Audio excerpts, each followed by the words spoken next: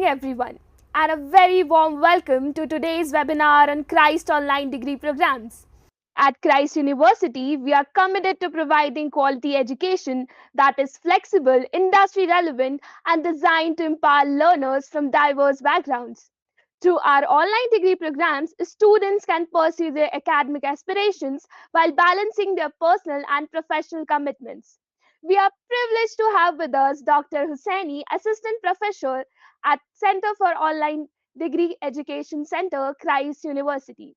She brings with her 10 years of teaching experience and holds an MBA, a PhD, and a postdoctoral degree. Her research interest broadly encompasses gender governance, educational and economic outcomes of emerging countries. With her extensive academic expertise and rich experience, she has been instrumental in shaping quality online learning experiences and mentoring students towards academic excellence.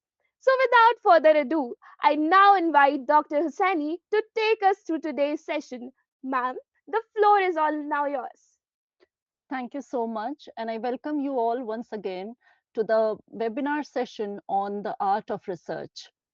But before I begin today's session, I would first want to congratulate the students of Center for Online Education, including students from the Department of Economics, the Department of Computer Science, Department of English, Data Science, and so many other departments who have shown their interest into engaging with the research.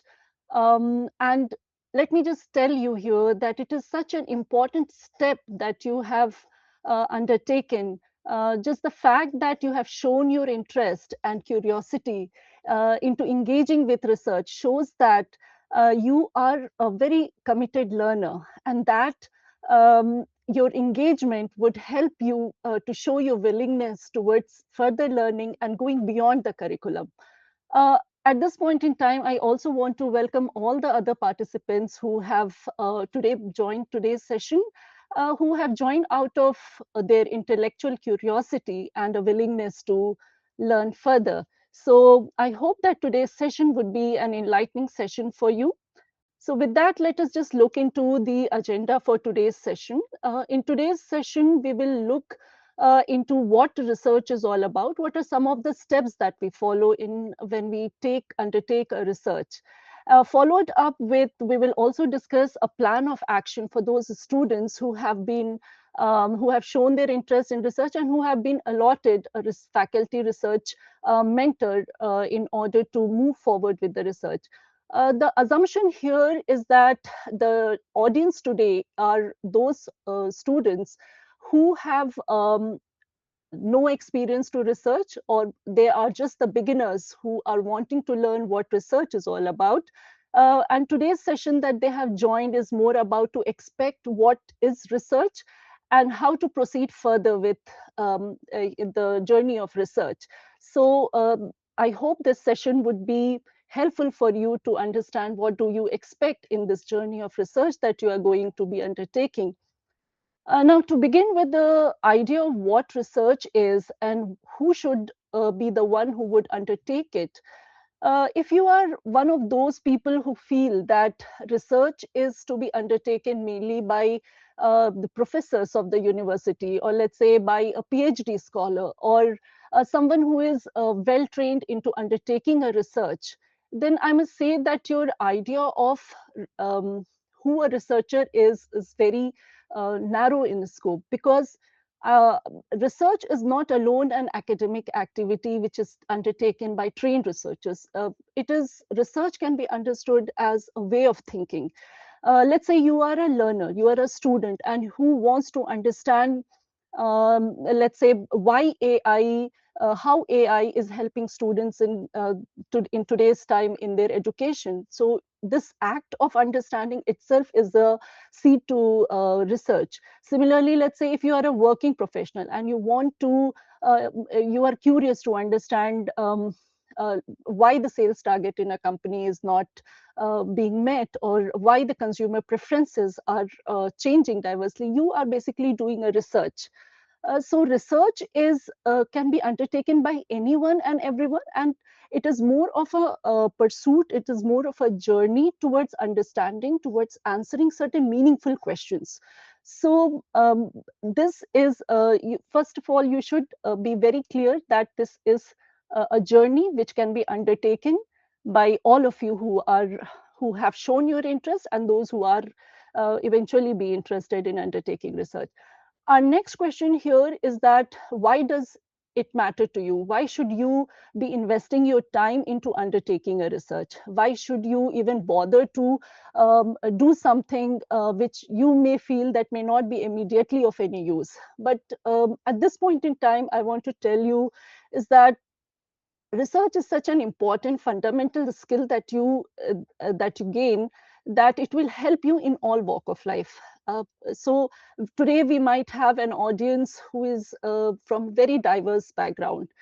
We have students from different backgrounds with different purpose and goals in our lives, and though our goals and purposes do differ, but one thing stays common, and that is that we all want to learn and grow in our lives, and research is that skill that helps you to learn and grow. So you should not feel that this is something that you are undertaking that may not have any immediate purpose or plan. So let me just take it case by case. Let's say we have students here who have shown their interest in undertaking a research, who, let's say, also aspire to study further in some other country or within India also. So, in those cases, how can research help you? Let's say you have a research experience, and you have applied for various degree programs. Then your research experience on your resume will help your candidature will be made very strong. Your profile will appear very strong. And why do I say that? Is because these days, the selection committee or the scholarship committee, they do not just look into the grades. They see something beyond the grades, right? And what they want to look into the student is that, let's say, they want to see how better they can engage with more contemporary issues in current times. They also want to see in a candidature whether they are able to communicate more effectively with the community. These are some of the skills they see beyond the grades, and that is where your research experience, if you have had, will help you stand out differently from the other students. So let's say if you have presented a paper in a research conference, or if you have published a paper in a research conference, it will help you to develop not only the research skills and capabilities, but will also help you to position yourself more confidently. And you can say confidently that I'm the one who can undertake a problem solving or investigate a problem more independently, or I know how to communicate more effectively my ideas in a very structured way. And same is true for those who are aspiring to, who are searching for a job, and they are job aspirants. The same sort of explanation would go for them as well. Now, let's say you are a working professional, and then and then you see how is research relevant to you at this point in time.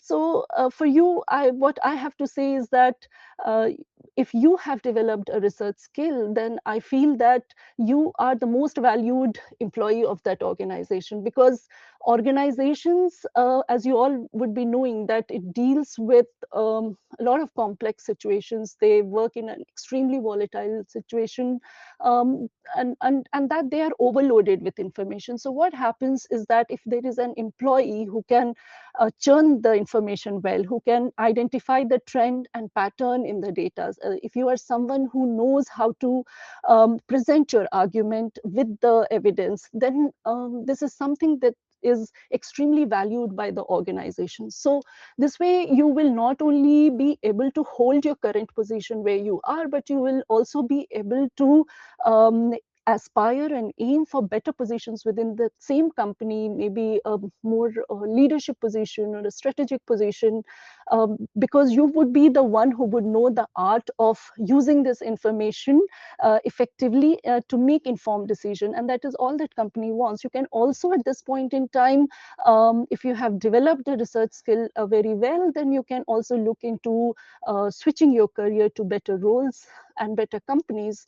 So definitely it is of a great use. But let's say if you're not one of them who has fallen into these two categories, let's say you're a homemaker, or let's say you're a retired professional and you have research experience, well, this is also of a great use for you, because you may want to use this information into communicating with the public. Let's say you can write an opinion article, or you can write in magazines.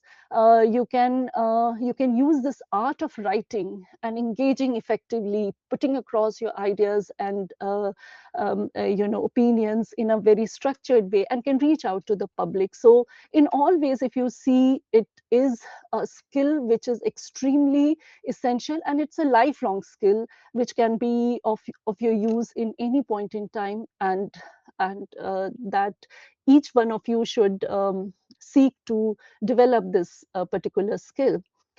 Now, moving on to the core of today's discussion as to what research is all about and how do we undertake this research. So research is basically a tool to undertaking, or as I was saying, is about answering certain kind of questions. It is so if I have to break it down into how the research is undertaken, I would classify it into four important phases. I would say that the first phase is more that of a curiosity phase, and the second phase is that of an exploration. Third phase is more about the collection of the evidences, and fourth is about interpreting that evidence. But let us understand each of these phases more in detail, so that you get an idea of how to proceed with the research. So let's say you are a very curious learner. You are someone who observes things around yourself, and you are someone who wants to question why is certain things happening. Then you are already undertaking the seed of research. I would say you have already started the research.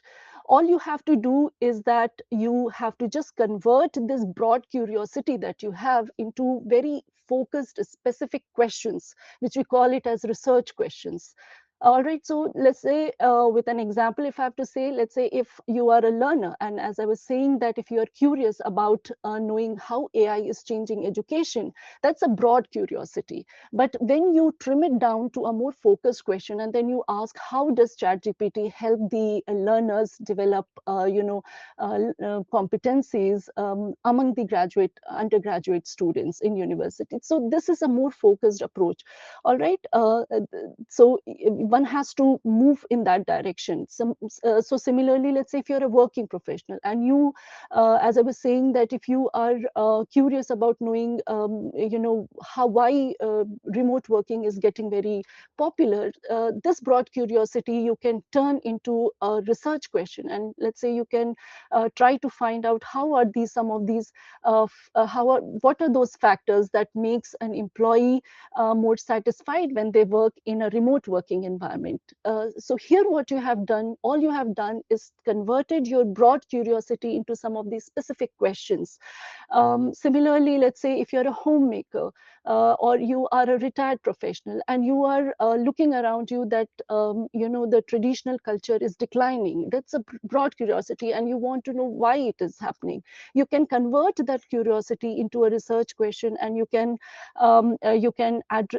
ask whether what are some of those economic or social factors that because of which the cultural loss is happening. Let's say you get more specific and you ask urban community or rural community. All right, so that is the beginning of your research. All right, and if you have felt that you are a curious learner, then you should congratulate yourself, because then you are in the path of research anyway.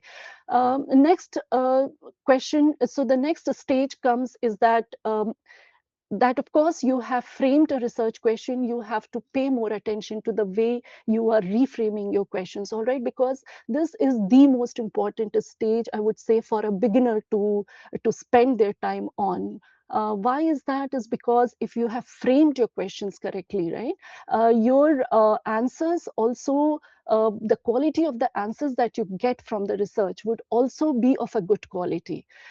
So a well curated question, you should be you should understand that your half of your research is done. But again, I want to stress here is that this is not a very easy step to do, especially all those who are a beginner in research. To curate a question that is well crafted and that is something that you are confident of may not happen immediately, right, because it's a journey that you have to do again and again, and that is when you get the understanding of what a well curated question is also about. And that is where the hand holding of a research mentor, a faculty who has been allotted to you, would come into picture. They are the ones who would guide you to frame a question in a certain way, all right. So that is where you have to seek their help. That is one of the areas, spaces where you will need their help, who will handhold you, guide you, direct you to think in a certain line. So so what you have to understand here is that when you are framing a question in your own way, you have to keep a few things in mind, that whether the question is a weak question or a strong question. Now, I have few examples set here in the presentation about a difference between a weak question and a strong question, all right. So a weak question is, let's say, which is very broad, and the scope is not well defined. For example, if you are saying that what is the impact of technology on society, is a very weak question. It's also very broad, and you will not be able to contain it within the research. So you need to make it in a more strong question, which is more specific, more clear, more researchable. You have to keep that in mind. So here you can make the question as, what is the impact of ChatGPT, let's say, to be more specific, on academic learning of the students in undergraduate courses or in university, amongst the university students. So you will note here that we have gone from being very broad to being very specific. If possible, you will have to specify the target audience or the tools or things like that. Similarly, if you look into the second question, that how does social media affect people? Again, this is a very broad question. What kind of people? Who are those people? Social media, what social media? There are various platforms which may affect people very, very differently. So are you wanting to look at into something more a specific platform, or you're looking at all social platforms, but certain kind of people or certain behavior in the people, right? So you will have to trim down your weak question into a strong question by incorporating more specificity into your question, all right. Similarly, if there is a question which is asking, why are women disadvantaged? Now, why are women disadvantaged is also a very broad question. Under what, in what community, again, under what context? So you will have to be more specific. So then let's say you can design the question like, how does access to digital technology make them influence the rural women, or how does it affect them, or how does their disadvantage come out? So the idea here is that you need to ask the right questions, convert from a curiosity to questions, but be more and more specific, so that you can limit the scope of your study, and your focus stays over the over the right question. And that is where, as I was saying, your faculty members, research faculty, and your other faculty members also, you can take their advice on it into how to design a good research question. Now, moving on to the third stage, which is about exploring the existing literature, which in academic research we call it as review of literature. So how do you understand what review of literature is? as a beginner. So for this, I want you to just imagine yourself being in a space where a discussion is already happening and you happen to enter that space. What will happen when you enter the space? Would you immediately begin to speak something, or immediately begin to participate in the discussion, or would you take a back seat? You want to first listen to what sort of discussion is happening, who is what context has is being discussed about, what are some of the problems that are being discussed, let's say, or what are some of the methods of solving the problem is being discussed, right? There might be also, in that conversation, you may notice that there are certain disagreements between the speakers. You may also see that from far that there are certain, according to you, there might be certain topics that should have been discussed but is not getting discussed. And once you understand the context of conversation, that is the time when you actually get into the conversation, and you say, hey, you know what, I also have something to say, and have something to add. And this, if we look into the problem in this way, this is the new perspective that we can look into the problem, or this is one of the unanswered discussion points that we can also address. So that is when you get into, I would say, your literature review is that listening. All right. So literature review for a researcher is the listening. What you do in literature review is you read what other researchers have mentioned about in your area of interest, what sort of studies they have undertaken, what are some of those problems that they have studied, and what have been the findings of those. If it's already explained and discussed, then there is no point, further adding to the point. So you have to be a very cautious and a careful reader. You have to also see in under what context these problems have been discussed. You also have to see what methods they have adopted into solving those problems, right? And to which population they have been addressing to. So you have to very carefully read. So in the example that I was giving, you were a you are a listener. Here you are a reader, but you are a silent reader. All you have to observe is that you have to understand what is the context of the discourse and the discussion that has been happening in the past and in the recent time on that particular topic. And if you are able to do it, the more you are able to do it, the better writer and a better researcher you become. So that is a very, very important component which we tend to overlook. But I would also add here one more point, is that any of these stages that I was talking about is not, very categorically very different to each other. They are all very overlapping stages. Your curiosity, your exploration to literature, your framing of the question that is happening in your mind, all of that is happening in the same time. Yeah, you have to keep that also in mind, that you are understanding the ongoing conversation through the review of literature. That brings us to our next stage, which is about finding the research gap in the study. And most of us, especially the researchers who have just begun to research, feel that when we undertake the research, it should be a totally new area of research. It should be a completely untouched study. It is a study which has never been discussed or never been attempted, all right, and which is a total myth, because research is, most of the time, it is not about a totally new area of research, right? As I was saying, there are already on discussions and discourses happening on various areas. All you have to do is that understand where you can contribute and what is the original idea within that discourse that you can present. So let's say, as I was saying, when you read, you realize that there are certain unanswered questions in the study.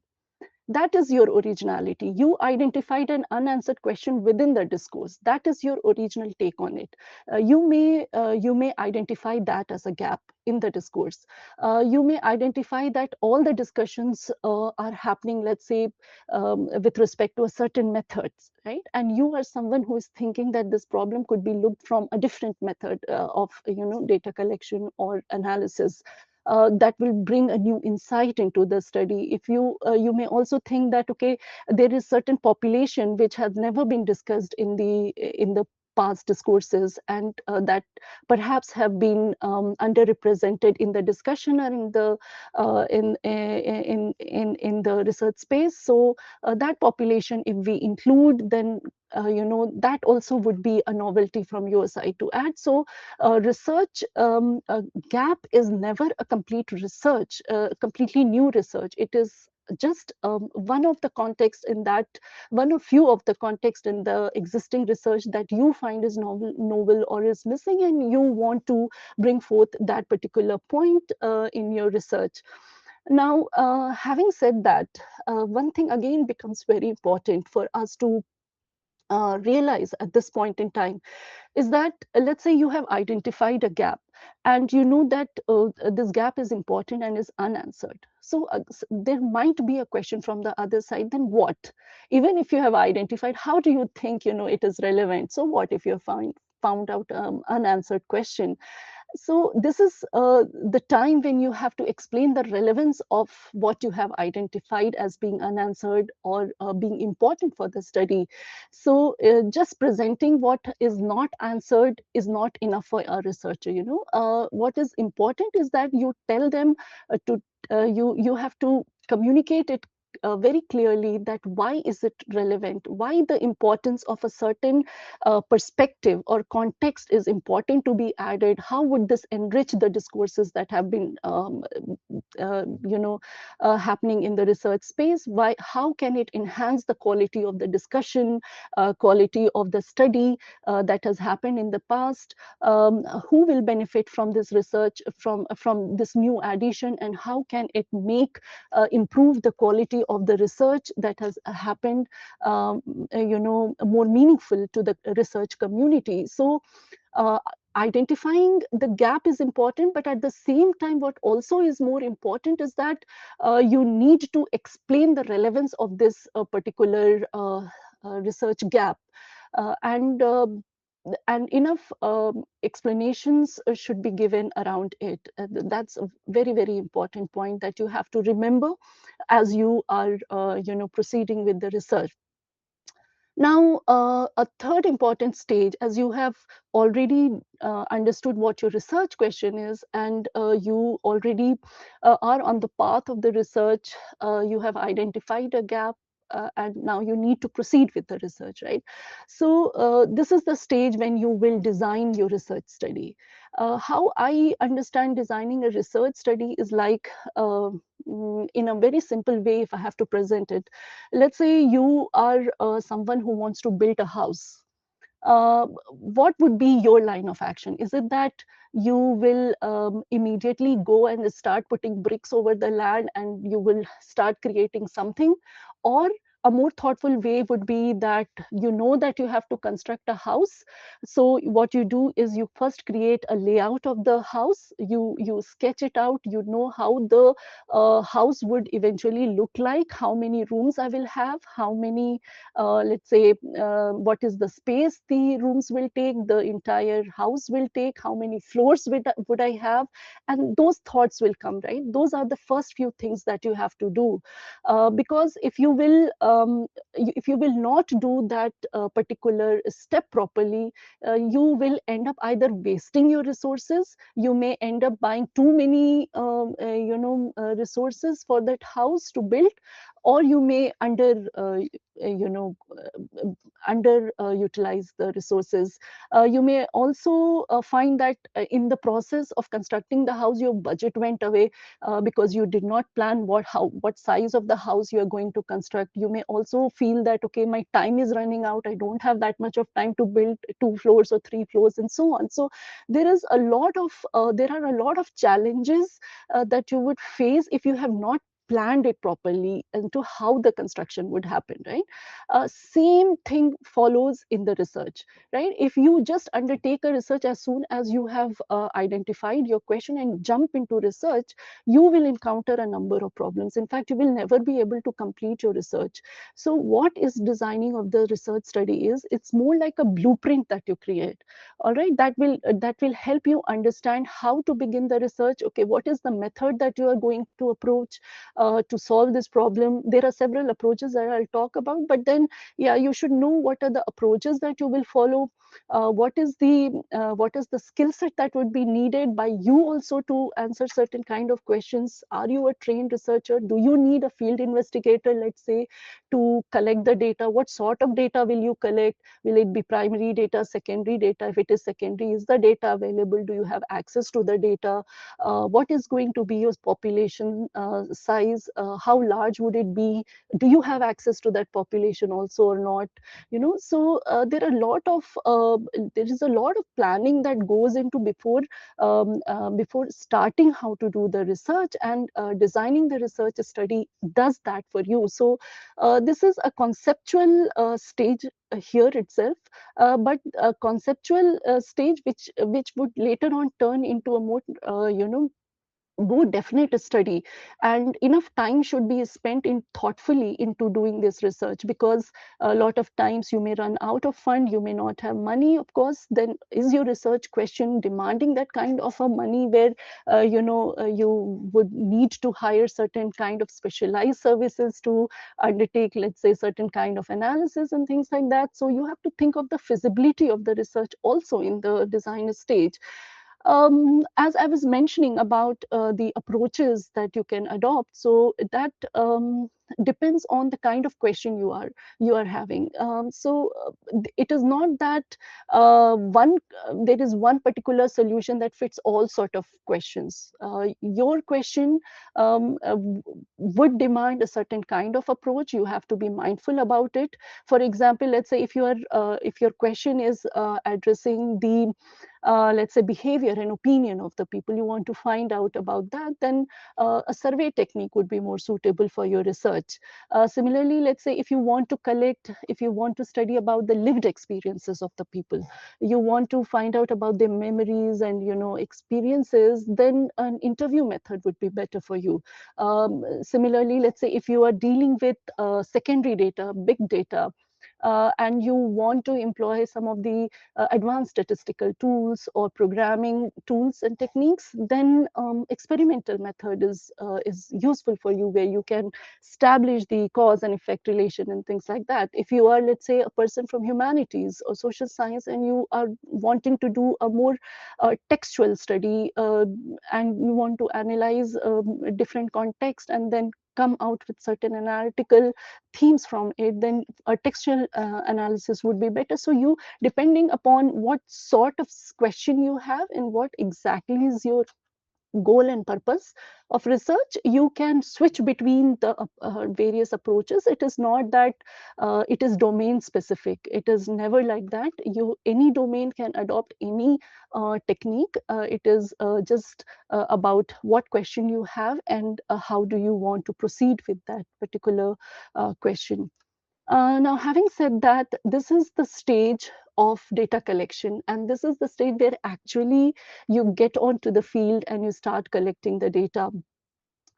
As many of you would be knowing that research is valued because research is always backed by evidence. And what is evidence? It is nothing but the data that you have collected in the process of research.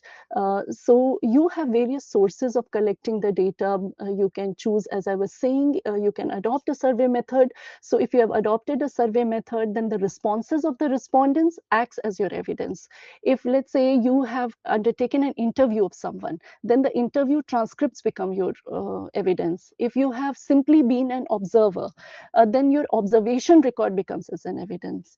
If you have undertaken a secondary data, then the government reports and various kind of data sets that become your evidence, right? So this is the point where you should be very mindful about what is the quality of data that you are collecting. And at this point in time, your integrity is also very important as a researcher, because you need to collect the systematic data, you need to collect it with honesty and with commitment and with clarity. All that will make your evidence to be robust, and on which you can further go on to analyzing your research.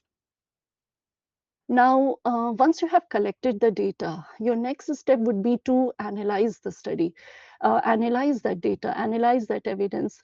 Most of us may just feel that analysis is more about running certain calculations or just dumping the data and, um, putting it in a form of a certain visualization and your job is done. But the fact that data cannot speak for themselves, and you are the one who are presenting the data in an organized manner so that you can communicate effectively that what is that your evidence is telling about the certain answers that you're getting for the question, or the data may tell you about some of the linkages that you're finding.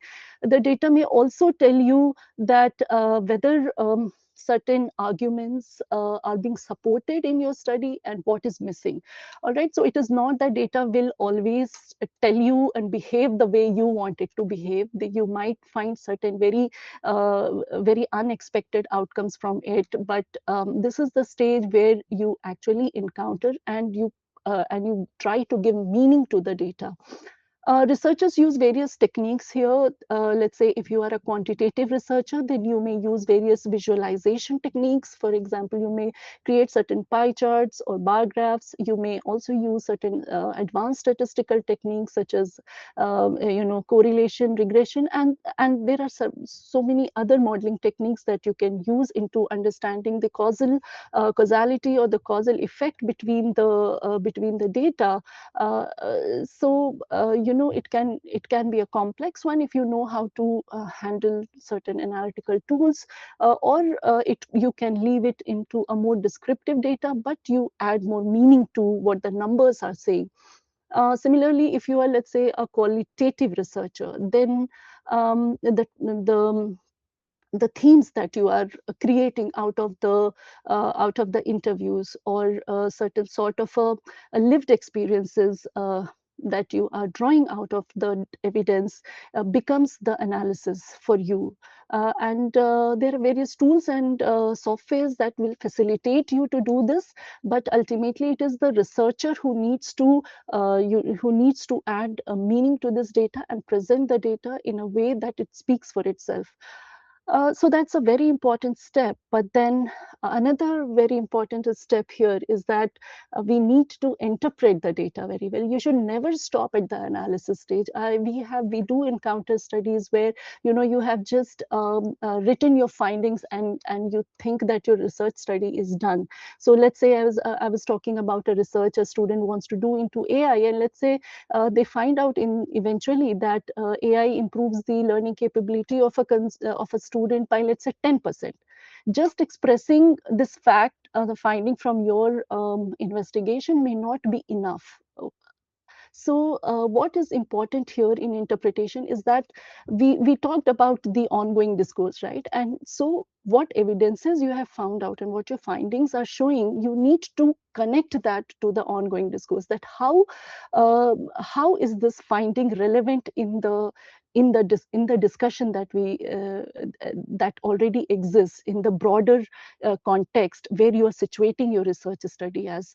Let's say if you're saying that the learning capability of a student increases, then what is the reason for it? You have to explain that further after you have presented this. Is it because their cognitive load comes down, or is it that it reduces some of their tasks, and so they have a lot more time to do other more productive tasks? So you need to go on to explain that further in the form of a discussion and context as to how it becomes relevant, why other readers should also interpret the findings in the way you are interpreting it, and that needs to be communicated in the interpretation section, which is extremely important. It is also known by various names.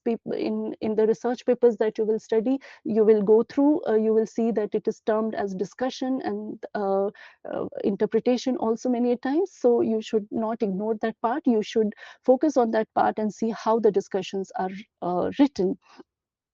Then comes one of the second last step, which is about writing your work. Um, see, all this research that you have undertaken, you have not undertaken it for yourself, right? You might enjoy the journey of research, but then ultimately the purpose of any research is to communicate to a wider audience, and writing helps you to communicate that. Now, when you are wanting to write a research, it should be more like a storytelling. It should tell the audience what you have gone through, what the story of your investigation is all about, what you have found out, how you have found out, what have been the process of finding out, and also that includes what are some of the challenges you faced while you were investigating. So, writing is that important activity that will document all your story in a very structured manner. And you know what? There are so many cases where research has been under beautiful research has been undertaken, but it has not been well written, and because of which that research story did not reach to the larger audience, and it just failed. So writing effectively becomes so much important, because this is something that is what is ultimately you know um, that what is ultimately that matters. Now, the last stage in the research is that we have to share our work. Of course, when you write it, you also need to share it. And publication is just one of the ways of sharing. We should not feel that publication is the only outcome of writing. Well, there are various other ways of sharing your research story. You can present it in a conference, in an audience of a similar kind. You can also write several documents, such as you can write a policy brief, you can also write a book chapter, you can write a textbook on, that addresses your research. You can also, if you are not wanting to write, then you can also share it in various ways. You can do public talks, you can describe what the research is all about. If you can write more informally, then writing a blog or an opinion piece also is something where your research findings can be, could be expressed more structurally. So, sharing and communicating your research journey is important aspect of the research, and that is the last stage of research. So your research gets completed with research sharing and publication. So far, I feel that when you are undertaking a research, you should not feel that this research journey is extremely simple. It is just about having a more clear question, and then it ends with the publication, and the flow is very linear, and the flow is very smooth, and it can be covered in a very short time. That's also a myth, because this entire process that I have described may seem very linear and simple to anyone, but then the entire journey might be very confusing for you, especially for a beginner. A very simple and a very straightforward question may seem to be very difficult to handle at some point in time, in terms of how to collect the data, in terms of how to analyze the data. And then you have to be extremely patient in this journey, and that is where the role of a research mentor comes in. Most of you would have been are allotted a research mentor, and their guidance and their supervision will help you. They will help you to go through this research journey in a more meaningful way. They are the ones, let's say, are the ones who may even reject your entire idea. They are the ones who may ask for a major revision. They may ask you to relook into the research question. They may ask you to relook into your analysis. They may, in fact, give very harsh feedbacks. But then the entire process of a research of the research journey should not be thought from your side as something that whatever you are doing is always right and will be right. This research journey is more about you to learn what are the various ways of thinking of a problem, and and you have to undertake the feedback and guidance in a more positive way, so that you develop and become a good researcher.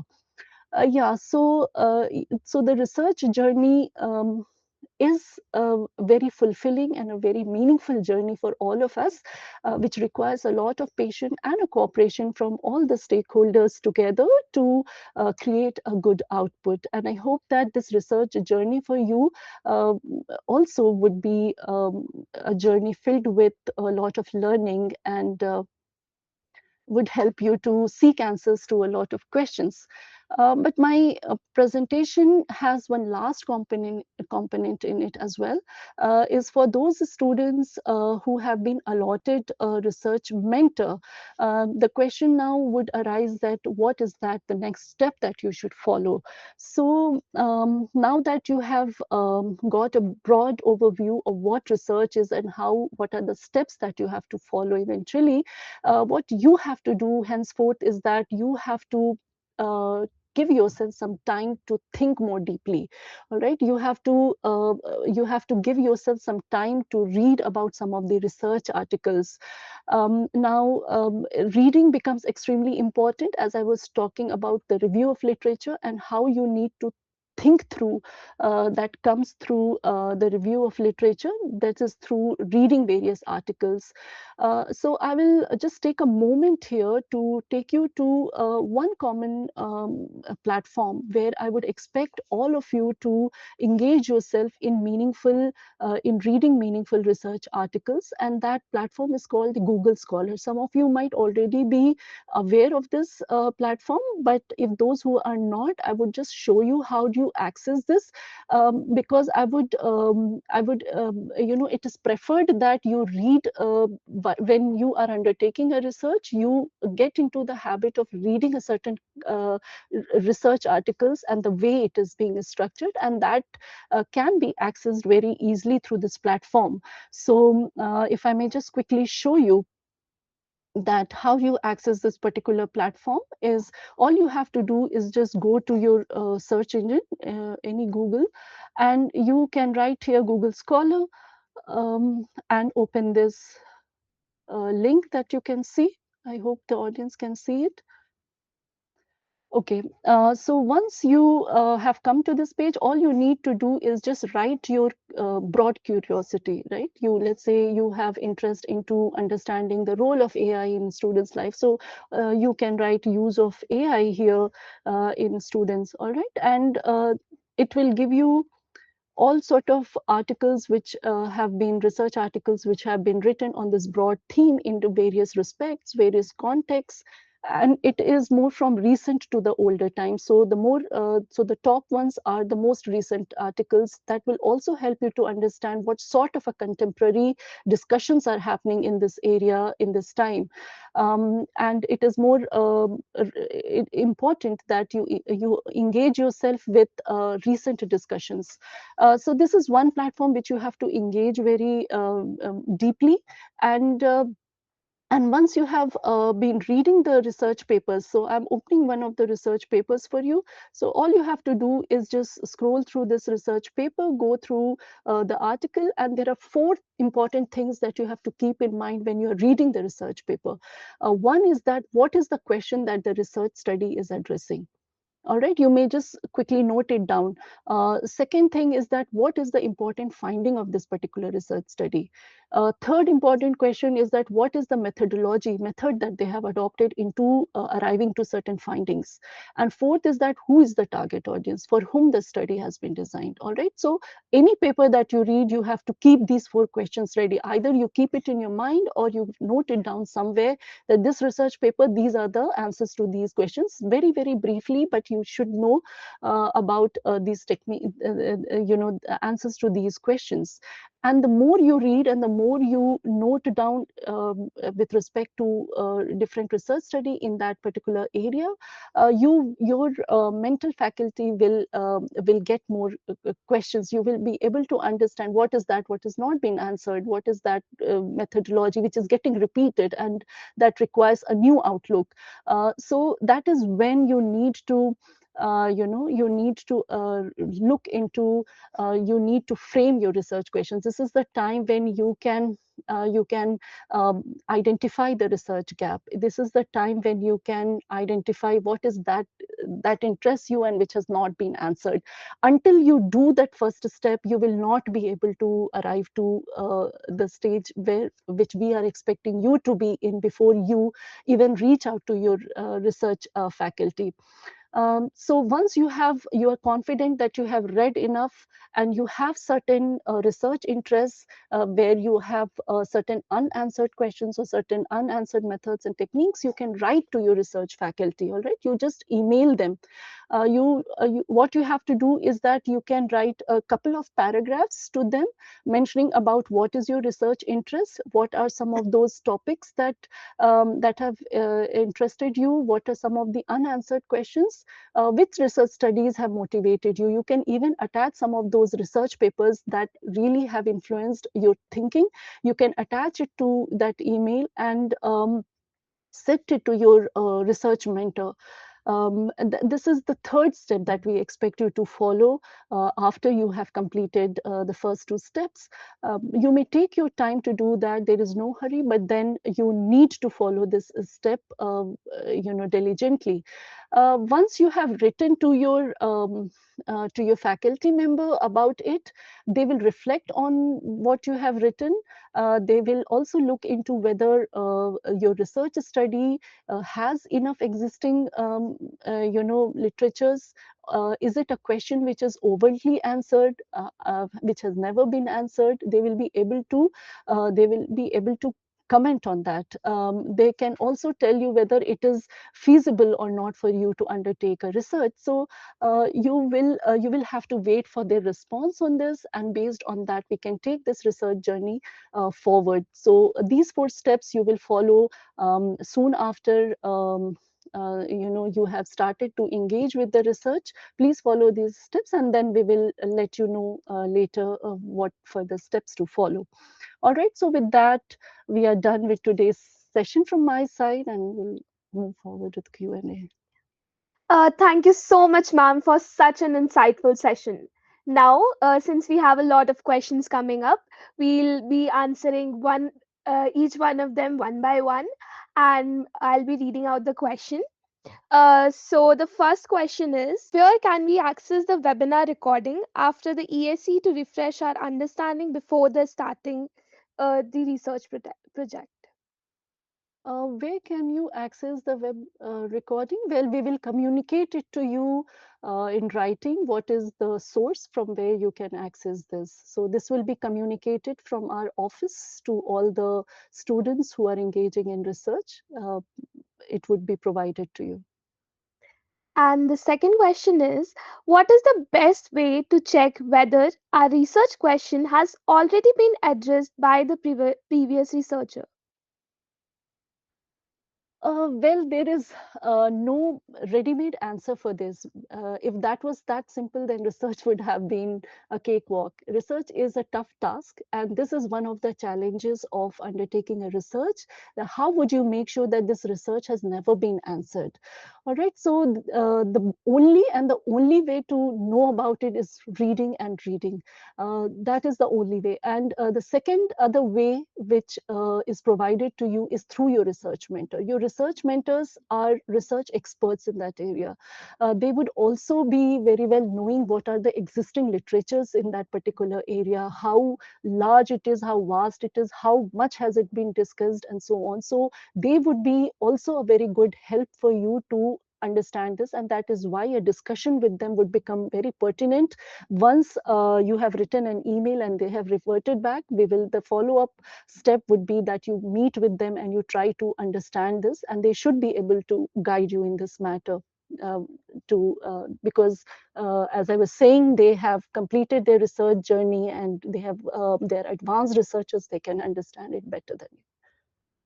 Uh, After completing a research paper, what are the different publication options available to a student? How do we choose an appropriate journal or conference? And what does the submission and review process typically look like? Okay, there are various kind of journals available, again, of various quality of journals. We prefer journals to be indexed in a Scopus. There is another other indexing bodies also, such as Web of Science, and there are various other indexing bodies where the journals are placed. So, to uh, when a journal is indexed in a particular platform, and you want to target a particular journal, you also have to see what is the impact of that particular journal. If you are a beginner researcher, right, very high quality research is slightly unexpected of you, because their review process is very strict, and out of, let's say, 100 research articles that these journals would receive, your selection chances are only one or two. So your mentors would be the right people to suggest you in this point in time that what should be the journal that you should target, what is the quality of the journal you should target, because they would have been through your journey throughout. They would understand the quality of your research, the quality of your answers, uh, and they would handhold you. And that is why research mentoring becomes so much important. So be patient, take their guidance. They will help you to understand all of this. How do we actually read a research paper? What are the points to keep in mind while reading a research paper for the literature review? Yeah, I think I have kind of answered that question, that Google Scholar, you all go to Google Scholar and type your broad questions. Download the papers that seems to be of an interest to you, and some other research papers in the same area that is being written. What you have to do is understand four important questions from any research paper that you are studying. One is that what is the question that the researcher is addressing? What is the study addressing? Which question are they studying? Second important question is what is the finding of that particular research? All right, that's the second important question you have to keep in mind. Third one is that what is the method that they have followed, and fourth is what is the target audience in the particular research study, because these are the four areas that will help you understand what questions are not answered, or what are the findings that have not been arrived, or what are the methods that have not been adopted. So that is from where you will get your answer to your originality of your research gap. Yeah. What are the best books and sources for a good understanding of a research as a postgraduate student? Okay. There are several research methodology books that are there in the library, and you also would have research methodology as a part of your curriculum in several courses. All right, you have to approach your faculty who is handling the research methodology subject, and you may ask about the writers that they feel for your level, who is right. They will suggest it to you. Research methodology course would is a more detailed course that will also guide you through the process of research. It is it talks in much detail about the entire journey of research in various stages. And a postgraduate book, I think your faculty who is handling that paper should be the best person to give answer to. You may please approach them for that. And if you don't find an answer, please write it to me. I'll give you the list of the books for each level, what is needed. I will support you for that. What is the main difference between master thesis and PhD thesis? Okay, there is a lot of difference. The journey itself is very different, and the level of engagement itself is very different. Master's thesis mostly is for 1 year dissertation. In many programs, many places, it might start in the beginning of the year, and then in 2 years you have to finish. But most of the universities, and here also, we 1 year is generally what is given. In the third semester is when you are introduced to the idea of writing, and by fourth semester end you are submitting that research, right? So 1 year complete. But then a PhD is a much more longer journey. To some people it may end in 3 years, to some it may start in 3 years, and may end in 5 years, 7 years. So you may understand the level of engagement that happens in PhD, but then the journey remains the same. There is no difference absolutely in what I spoke, what you will follow, and what they follow. It's just the same. It's just about the level of engagement that we have. What does a PhD admission committee look into determine the quality of a research proposal? Well, committee, if you are thinking from a Center for Online Education point of view, then it is your research mentor who be the final say. If they feel that your research quality and the quality of the question is good enough, you are through. You just go ahead and you begin your research with that. But if you are a PhD scholar who is asking this question, then it is a much more it's a much more thoughtful journey. You will have to read more, and you will have to undertake what their advisors have to say in terms of how the quality of your research question seems like, and you will have to work over it. So it sort of differs at what level you are undertaking the research. It gets much more advanced and critical and robust in a PhD stage. For if you are a student of masters, then your research mentor is the right person. And you can also write it to me, and along with your research mentor, in case any extra guidance is needed or any clarification is sought. Where can we find authentic research papers to help find the right questions for research? What should we look out for in the paper? And should we stick to only one question for the research? Um, so one such platform I have already introduced to, and since this is just the beginning webinar, um, we are going to be introducing you to many more such platform and sources where from you can obtain a good research, which would be the forthcoming sessions over it that you have to keep following us, and you have to participate, through which more insight will come into how to undertake this journey. All your answers cannot get resolved at this point in time.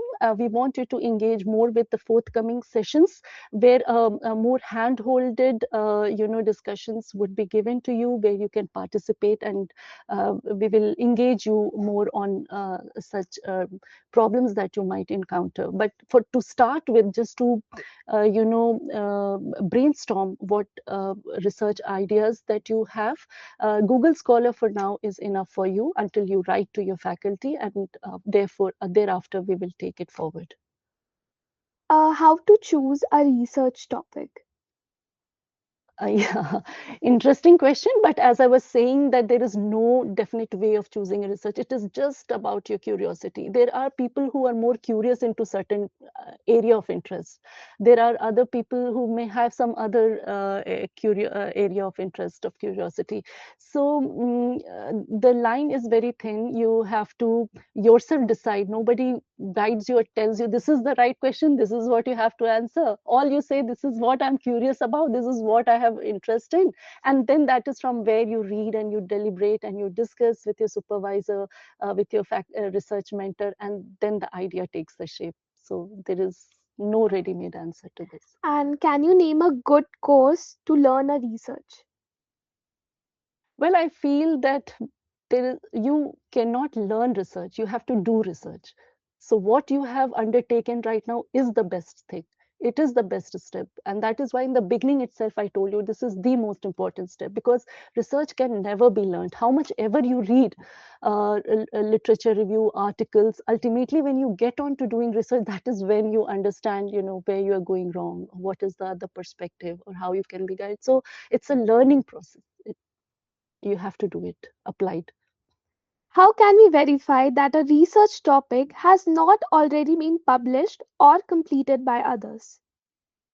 Yeah, there are ways to do that. We will discuss about it in our forthcoming webinar sessions, where we are talking about the research questions, and what are the things that you should be careful about.